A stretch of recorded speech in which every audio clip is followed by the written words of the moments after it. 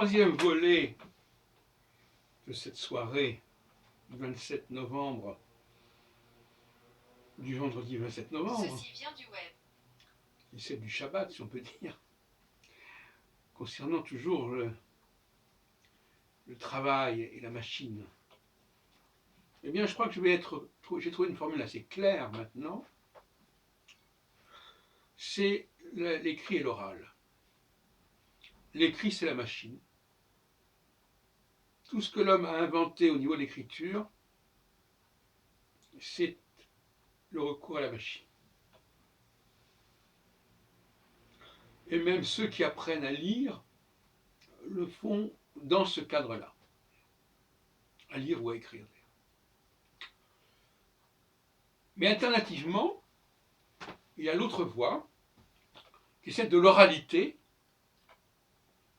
qui s'adresse à une certaine élite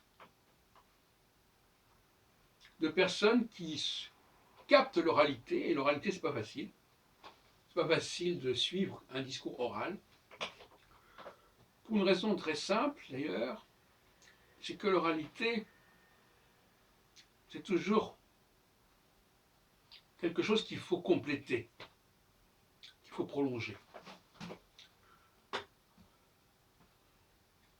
Tout simplement parce que dans l'oralité, les oralités, elles se succèdent, elles se suivent. Et elles sont dans le désordre quelque part, les oralités. À la différence de l'écrit où, quelque part, il y a un ordre qui est instauré. Autrement dit, il ne faut pas prendre l'oralité au pied de la lettre, c'est le cas de dire, puisque de toute façon, c'est pas dans l'écriture. Il y a des moments où le leader a envie d'avoir un discours comme ça qui peut circuler, qui peut être repris, qui peut être transformé de toutes sortes de façons. Et pas d'une façon servile, ancillaire. Et à d'autres moments, finalement, il a envie de contrôler la situation, d'être maître chez lui, chez soi. Et là, c'est l'écriture. Autrement dit, chez un leader, il y a un temps pour écrire et un temps pour parler.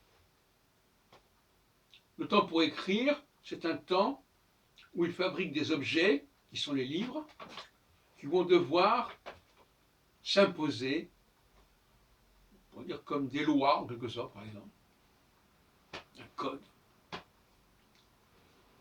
Et d'autres moments où il ne s'agit pas de mener à bien un processus jusqu'à son terme, mais tout simplement de lancer des idées comme ça, incomplètes, imparfaites, un peu comme une sorte d'enfantement. D'ailleurs, c'est tout simplement le moment de l'enfantement. Créer des objets, ça n'est pas enfanter. Ce sont deux processus parallèles.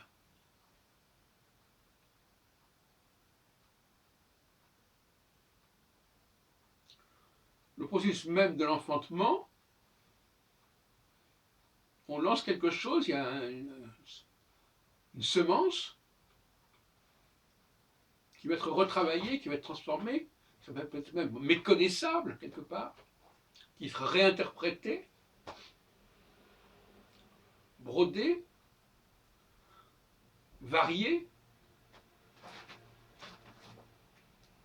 Et puis il y a la phase inverse, où là on est en plein dans l'androgyna quelque part, où au contraire, la machine devra offrir un support parfaitement déterminé, défini, et auquel les gens devront se plier.